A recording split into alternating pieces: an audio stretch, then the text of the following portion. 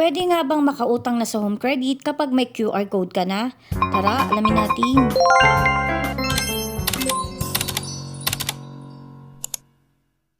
So dahil nga ina-allowed na ni Home Credit na i-process natin yung product loan application natin, kahit nasan man tayo, kahit nasa bahay lang, ay pwede tayo makapag-process ng Home Credit product loan. Tapos after natin mag-fill out ng mga form, ay ganito yung makikita natin. Lalabas dyan yung QR code. So ito, ang sabi dito, kapag may nakita daw tayong QR code, ay pwede na tayo pumunta sa mga partner store ni Home Credit. Madaling salita, yung kung saan kayo kukuha ng product. So halimbawa sa TV, sa SM kayo kukuha. Kung ipapakita nyo lang daw to. So kasi ito, maraming nakaka-misinterpret nito kasi akala nila kapag may QR code na is pupunta na lang sa tindahan or sa mga store na kukuha na nila, tapos okay na makukuha na rin nila. So hindi po siya ganon. Kahit na may QR code na kayo at sinabing pwede na kayo pumunta sa mga partner store, hindi ibig sabihin na approve na talaga kayo na makukuha nyo na talaga agad yung product. Ito kasi ang ibig sabihin niya ay pre-approve pa lamang kayo or 50% na approve pa lang kayo. So, hindi pa kayo 100%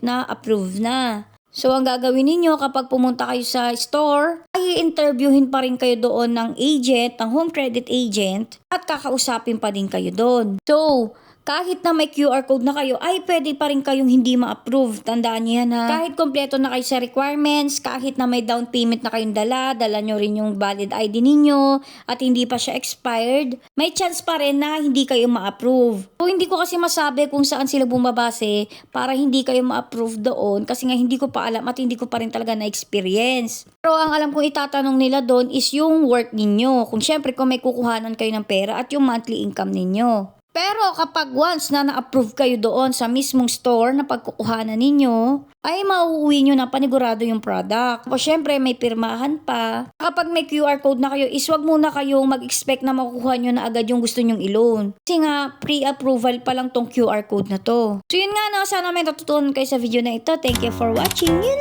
lang!